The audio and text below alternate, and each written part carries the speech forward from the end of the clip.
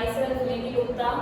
आज हम हमारे टॉपिक क्लासिकल कंडीशनिंग को आगे बढ़ाते हुए इसमें आज पढ़ेंगे डिटर्मिनेंट्स ऑफ क्लासिकल कंडीशनिंग, मतलब उद्दीपक अनुक्रिया जो थ्योरी है हमारी लर्निंग की, उसके डिटर्मिनेंट्स पढ़ेंगे। डिटर्मिनेंट्स का मतलब होता है फैक्टर्स, निर्धारक, जिसमें से बहुत सारे आपके क्वेश्चंस निकल कर आते हैं कॉम्पिटिटिव एग्जाम्स के। ये आपके सामने जितने भी पॉइंट्स, जितने भी डिटर्मिनेंट्स लिखे हुए हैं, इन्हें समझना बहुत जरूरी है कि क्या क्या इन डिटर्मिनेंट्स के नाम हैं और किन किन चीजों को पावलोव ने थ्रू आउट द एक्सपेरिमेंट हमें बताने की कोशिश की है। तो सबसे पहला जो डिटर्मिनेंट होता है क्लासिकल कंडीशनिंग थ्योरी का, वो है टाइम रिलेशंस बिटवीन स्टिमुली।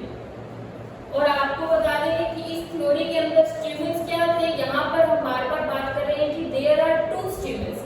आपकी classical conditioning theory that was given by Ivan P Pavlov, इसके अंदर दो स्टिमुलस काम कर रहे हैं। तो आपका ध्यान इन दो स्टिमुलस पे होना चाहिए। एक स्टिमुल है आपका बेल और दूसरा स्टिमुल है आपका फूड। फूड क्या है?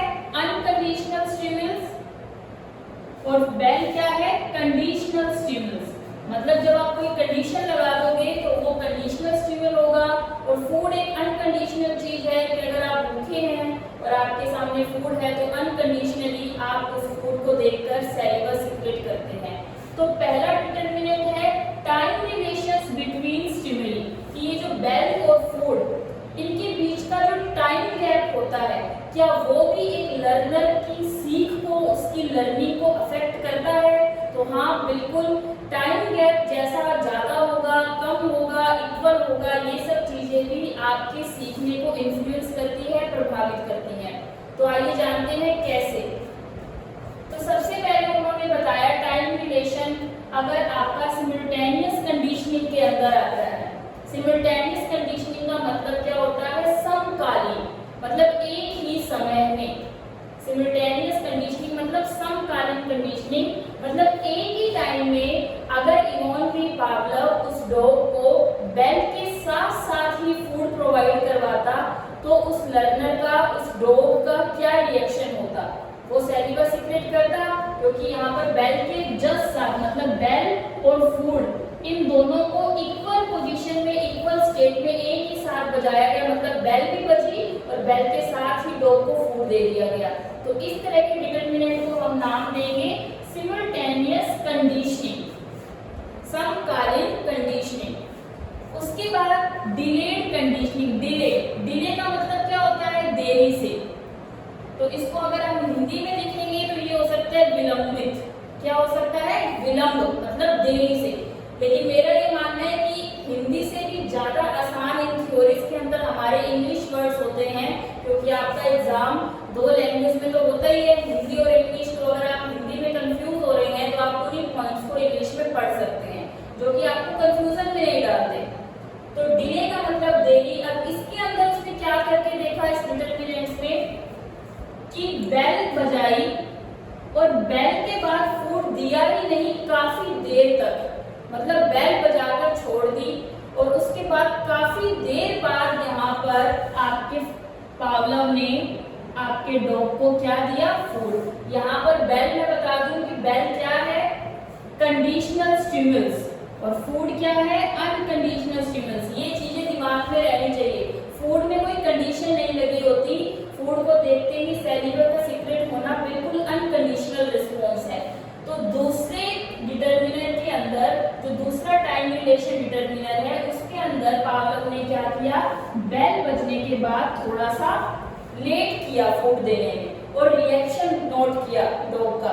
तो यहाँ पर भी वही सेम रिएक्शन था कि बेल बजने के बाद देर तो हो गई और डॉग ने अपना सैलिवा सीक्रेट भी कर दिया और वो वेट कर रहा है डॉग। उसे समझ नहीं आ रहा कि ये क्या हुआ, बेल तो बज गई पर फूड नहीं आया, लेकिन जो उसका रिस्पॉन्स था वो उसने कर दिया। रिस्पॉन्स क्या था डॉग का? सैलिवा सीक्रेट करना। और काफी देर बाद यहाँ पर पावलोव ने फूड दे दिया। तो इस कंडीशनिंग को हम नाम देंगे डिलेड कंडीशनिंग। उसके बाद एक नई चीज और हमें यहाँ पर बताई, ट्रेस कंडीशनिंग। ट्रेस मतलब हल्का सा ट्रेस, हल्का सा कोई क्लू मिल जाना।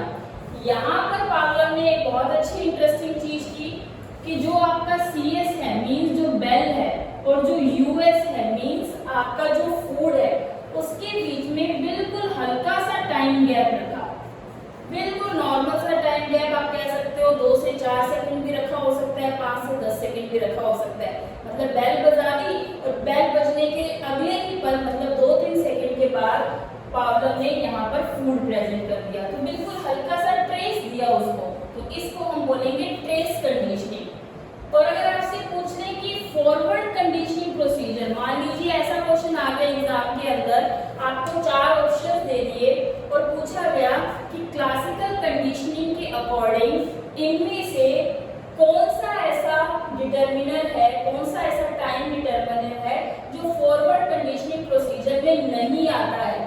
तो ये जो आपके सामने आगे 3 पॉइंट्स मैंने लिखे हैं, simultaneous conditioning, delayed conditioning and third is trace conditioning. इन तीनों कंडीशनिंग को स्टूडेंट्स हम नाम देंगे फॉरवर्ड कंडीशनिंग प्रोसीजर्स। क्यों नाम देंगे? क्योंकि इन तीनों कंडीशनिंग में हमने पहले बेल बजाई है और उसके बाद हमने फूड दिया है, इसीलिए इनका नाम है फॉरवर्ड कंडीशनिंग प्रोसीजर। और जो ये टाइम रिलेशंस के बीच में जो 4th पॉइंट है, डी पॉइंट, जिसे हम बोलेंगे बैकवर्ड कंडीशनिंग। अब बैकवर्ड कंडीशनिंग है तो यहाँ पर उल्टा हो जाएगा, यहाँ पर पावलव ने क्या किया, फूड पहले प्रेजेंट किया और उसके बाद उसने क्या किया, बेल बजाई। मीन्स आप बोल सकते हो कि यहाँ पर उसने अनकंडीशनल स्टिमुलस पहले प्रेजेंट किया और उसके बाद बेल बजाई, means conditional stimulus. Clear? So this only one will be called backward conditioning. तो ये था हमारा पहला determiner, time relations between stimuli. पावलव ने बड़े ही इंटरेस्टिंग तरीके से इस टाइम रिलेशन को इन 4 क्राइटेरिया के अंदर उस प्रोसीजर में चेक करके देखा। उसके बाद हमारा नेक्स्ट डिटर्मिनर आता है टाइप ऑफ अनकंडीशनड स्टिमुली। अब आपको ये क्लियर होना चाहिए कि अनकंडीशनड स्टिमुली यहाँ पर क्या है, फूड। अनकंडीशनड स्टिमुलस क्या है यहाँ पर, फूड। तो फूड का टाइप कैसा है, फूड किस तरीके का है, मतलब जो एनफोर्समेंट आपको मिल रहा है लाइफ में, सीखने के बाद जो प्राइज आपको मिल रहा है वो प्राइज है कैसा, आप उस प्राइज को देखकर कितना टेम्प्ट होते हैं, कितना ललचाते हैं। तो यहाँ पर उसने देखा कि फूड 2 तरीके का हो सकता है, मींस अनकंडीशनल स्टिमुलस डॉग के लिए 2 तरीके का हो सकता है, एक तो एपेटिटिव और सेकंड वाज अवर्सिव। एपेटिटिव का मतलब जिसमें आपको उस उद्दीपक के पास, उस स्टिमुलस के पास जाने का मन करे, जैसे कि मान लो यहाँ पर डॉग भूखा था और उसके लिए वो फूड यहाँ पर एपेटिटिव होगा, उस डॉग का उस फूड को खाने का मन करेगा और वो दौड़ा चला जाएगा उस फूड को खाने के लिए क्योंकि वो ललचा रहा है। अवर्सिव में क्या होगा कि जो आपको फूड या मतलब जो आपको स्टिमुलस मिल रहा है, यहाँ पर उसको पाने के बजाय हम उससे दूरी बनाएंगे, हम उससे अपोजिट बिहेव करेंगे। क्योंकि मान लो कि डॉग को आपने फूड तो दे दिया, लेकिन जैसे ही डॉग उस फूड की प्लेट को टच करता है उसे इलेक्ट्रिक शॉक लग गया, अब वो दूर भागेगा ना। सेकेंड टाइम फिर से उसने ट्राई किया और फूड की प्लेट को टच किया तो फिर से शॉक लग गया। 2-3 ट्राई के बाद वो डॉग सीख जाएगा कि भाई अगर मैं इस फूड की प्लेट को अगर टच करूंगा तो आई विल बी शॉक, तो अब वो उस फूड को नहीं खाएगा। जबकि फूड को खाना सिखाया था पावलव ने, तो यहाँ पर एक बहुत ही इंटरेस्टिंग चीज पावलव ने बताई कि अगर आपका स्टिमुलस अवर्सिव कंडीशन में है तो आप अपने लर्नर को ये भी सिखा सकते हो कि अब इस चीज को हमें नहीं टच करना, मींस इसके लिए रिस्पॉन्स नहीं करना।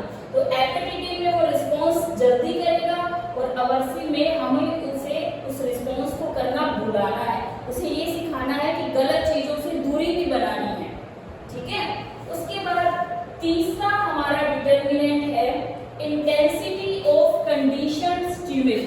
कंडीशनड स्टिमुलस यहाँ पर क्या है, बेल। इंटेंसिटी मींस कितनी गंभीर है आपका, कितना गंभीर है कंडीशन स्टिमुलस।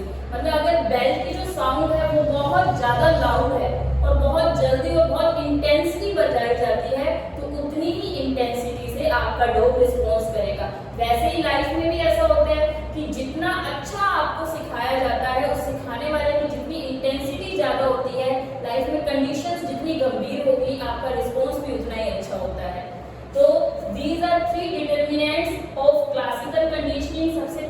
टाइम को चेक किया गया स्टूडेंट्स के बीच में, सेकंड थिंग टाइप्स देखे गए स्टूडेंट्स के, और थर्ड इंटेंसिटी देखी गई आपके स्टूडेंट्स की। Okay, thank you so much, it will be very profitable topic for you. आगे की जो थ्योरी है हम